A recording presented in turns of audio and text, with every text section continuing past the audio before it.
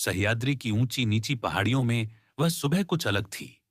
ठंडी बसंती हवा पत्तों को हिला रही थी और घाटियों में धुंध ऐसे लिपटी थी जैसे किसी पुराने रहस्य ने पहाड़ों को ढक रखा हो। पगडंडी सांप की तरह घुमाव लेती हुई ऊपर चढ़ रही थी और उस पर 6 घोड़े तेजी से बढ़ रहे थे। घोड़ों पर सवार थे शिवाजी और उनके 5 मावले, तानाजी मालुसरे, यसाजी कांक, बाजी पासलकर, सोनोपेठ देशपांडे और निराजी राव जी। ये सभी बचपन से उनके साथी थे। कभी साथ में युद्ध कला सीखी, कभी मैदान में नकली लड़ाइयां लड़ी, और अब एक अज्ञात उद्देश्य की ओर साथ बढ़ रहे थे। घोड़ों की टापें पहाड़ की चुप्पी में गूंज रही थीं, जब तक कि रायरेश्वर का प्राचीन मंदिर सामने नहीं आ गया। पत्थर से बना यह मंदिर वर्षों की धूप बारिश सहकर भी अडिग खड़ा था, जैसे समय की परीक्षा में खुद को साबित कर चुका हो। मंदिर के भीतर दीपक की लौ टिमटिमा रही थी। धूप बत्ती की हल्की सी महक हवा में तैर रही थी। शिवाजी ने आगे बढ़कर भगवान शिव के शिवलिंग पर फूलों की माला चढ़ाई।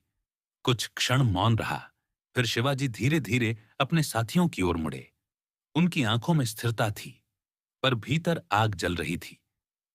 हम यहां केवल पूजा करने नहीं आए हैं, उन्होंने शांत लेकिन दृढ़ स्वर में कहा।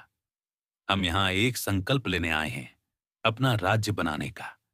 ऐसा राज्य जहां किसान सुरक्षित हो, स्त्रियां बिना भय के चल सकें, और न्याय केवल धर्म और कर्म पर आधारित हो, न कि जन्म सिद्ध अधिकार पर। साथी एक दूसरे को देखने लगे, जैसे ये शब्द उनकी आत्मा में उतर रहे हों। शिवाजी ने और स्पष्ट कहा, क्या तुम मेरे साथ रहोगे? केवल विजय में नहीं, कठिनाइयों में भी। तब भी जब हमें छिपना पड़े, भागना पड़े या अपनों का बलिदान देना पड़े। मौन छा गया।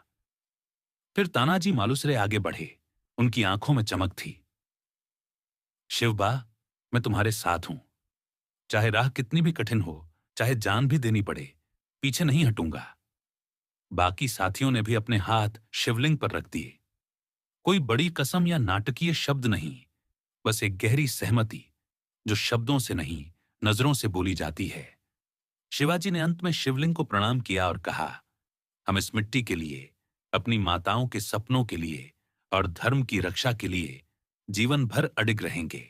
चाहे जीना पड़े या मरना, पर स्वराज्य का संकल्प कभी नहीं टूटेगा।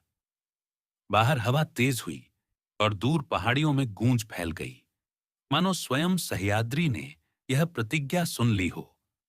उस दिन रायरेश्वर के इस छोटे से मंदिर में कुछ किशोरों के दिलों में एक सपना जन्मा।